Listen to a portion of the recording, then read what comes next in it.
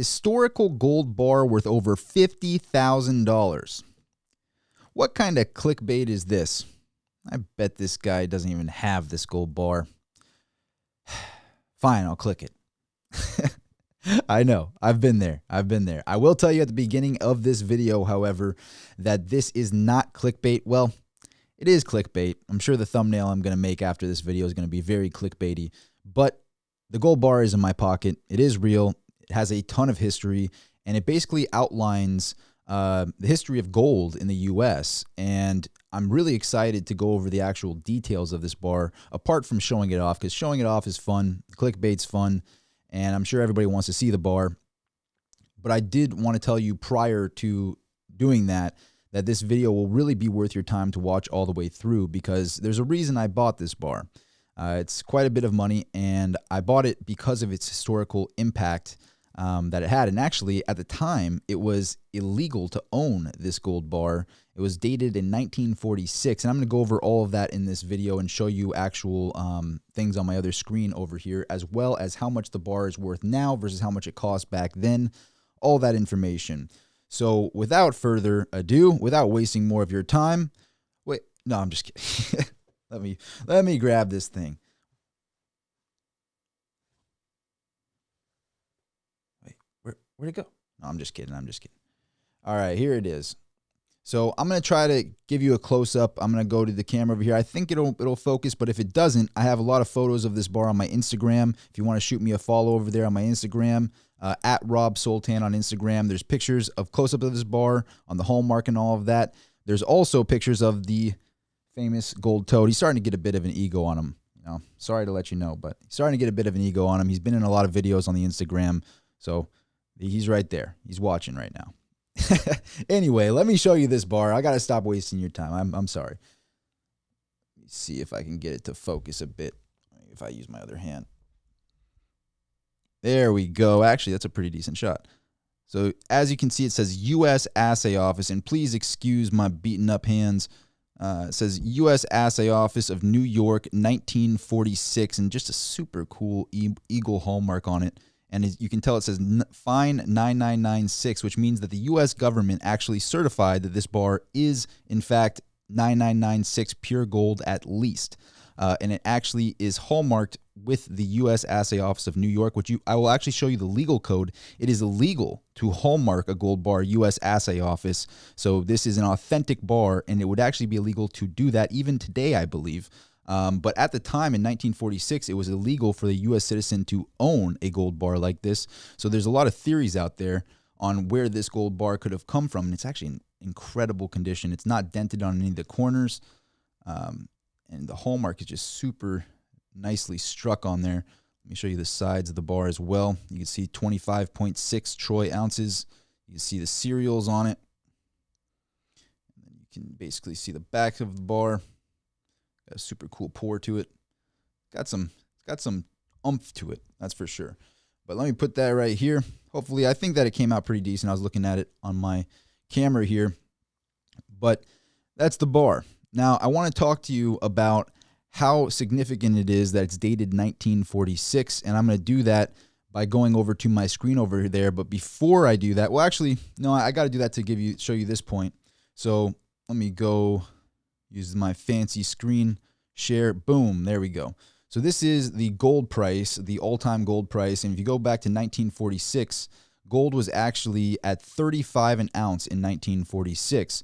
So that would calculate to, I believe, just under $900, which is why I got 900 here. I think it's 35 times 25.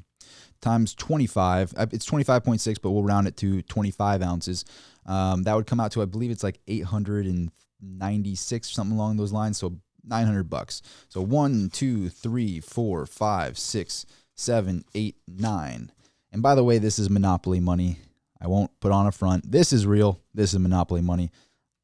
Who wants that much fiat anyway? Anyway, but $900 is what it would cost. So let me go back to here. So back in 1946, the value of this gold bar, the average citizen couldn't own the gold bar, but the value of the gold bar was $900. Now, today, the melt value of the bar is just under $50,000. Obviously, the historical aspect of it makes it worth a lot more than that, but we'll go by just what the melt value of the gold is of 25.6 troy ounces of gold. It's a bit under $50,000. So from that to this, just shows you really how much the dollar has devalued relative to its purchasing power of gold. And in my personal opinion, not financial advice, just a YouTuber out here, I think that gold has been falsely suppressed for a very long time. So this should be a lot higher, but even so, it shows how much the dollar has devalued. I'm going to prove it actually in a chart over here as well. So the next chart I want to show you. So let me go back to this. So the consumer price index here. This is the consumer price index of the purchasing power of the consumer dollar in the U.S. city average. If we go to 1946, here's the purchasing power of the dollar in 1946. So in the mid 500s on this chart, and then now it is down to just around 35, 36. So it just shows you do the multiple there on how much the purchasing power has gone down of the US dollar. It's pretty significant, and you can see that with the representation here.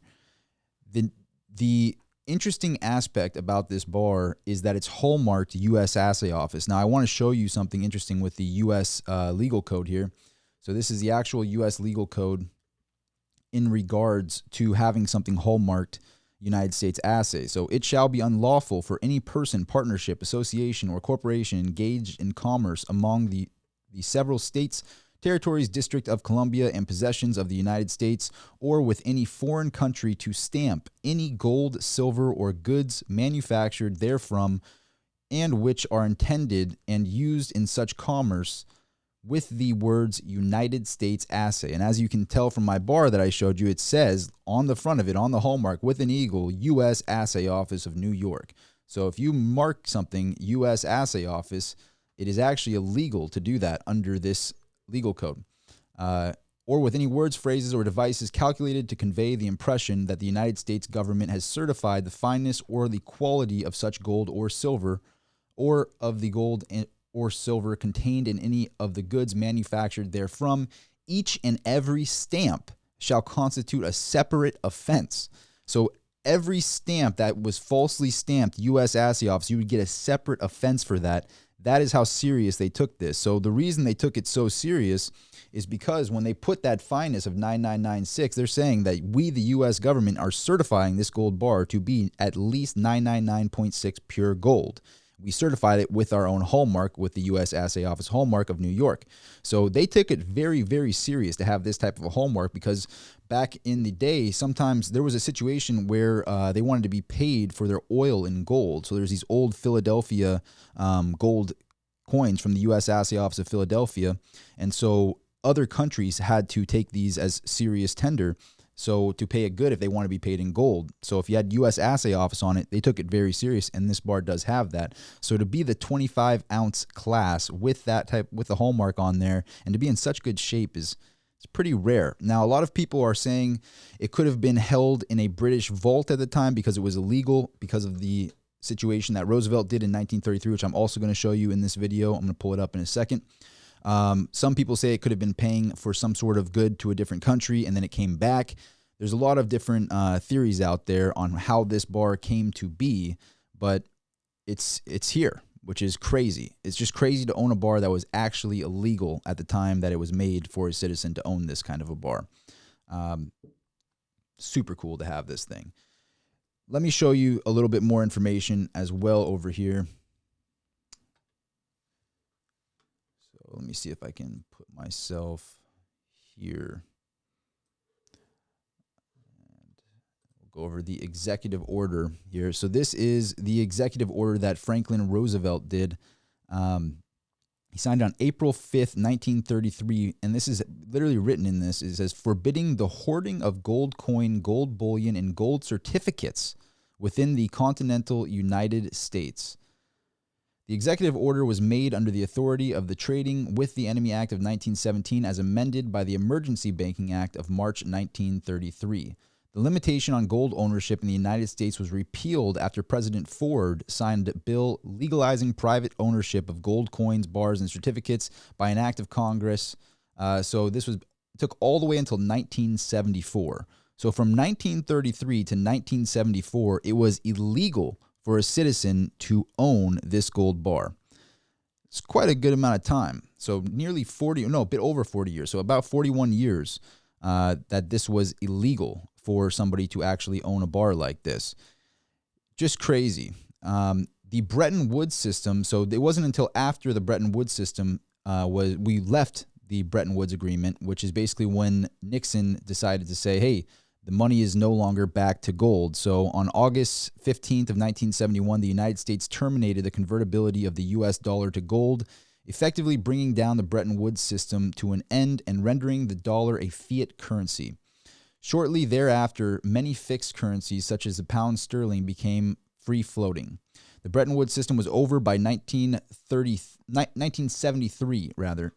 The subsequent era has been characterized by floating exchange rates. Sounds great, doesn't it? Floating money, floating exchange rates.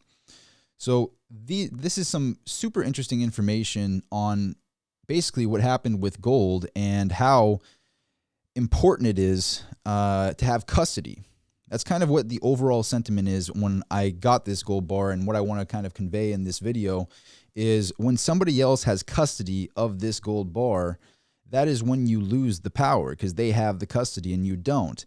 And we went through a situation where the government forced, if you had a gold bar like this prior to 1933, and then Roosevelt did what he did, you would have to literally give it up or it would be illegal to keep a gold bar like this. Now, this was dated 1946, which is super interesting because it couldn't have been at that time because it was illegal from 1933 to 1974 to have this gold bar, but it's made in 1946.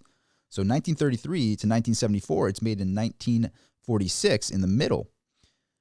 This bar had to be made for something other than a citizen. That's what makes it so interesting. That was made by the U.S. government for what? We don't know.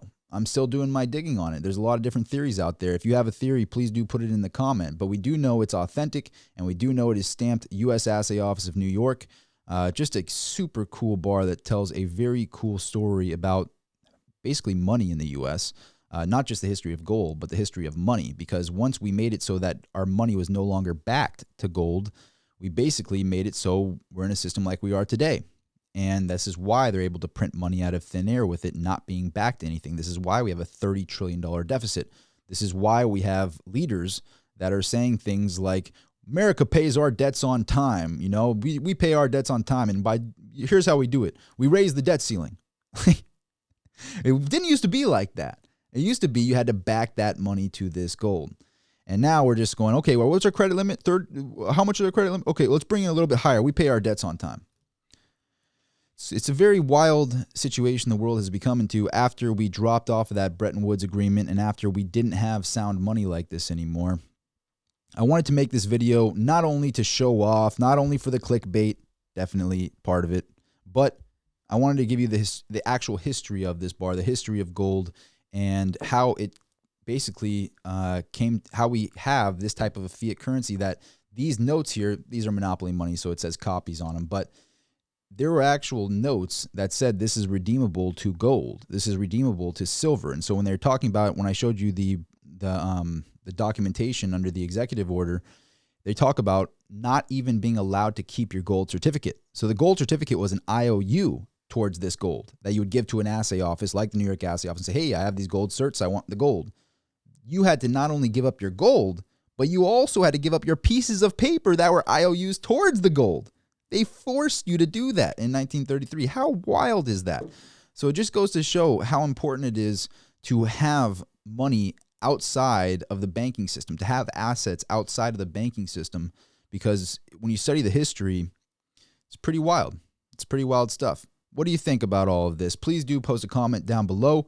If you like this type of content, please do hit the subscribe button. It really does mean a lot to me when you subscribe. I'm trying to grow the channel out, so by hitting the like, by clicking the subscribe, it really does help the channel grow. Again, if you want to follow me on Instagram, there's plenty of pictures and videos of this gold bar that my famous toad over there took himself. So He would really appreciate if you go follow us on Instagram at Rob Soltan on Instagram. But anyway, thank you so much for watching. Hope you enjoyed the video. I will see you at the next one.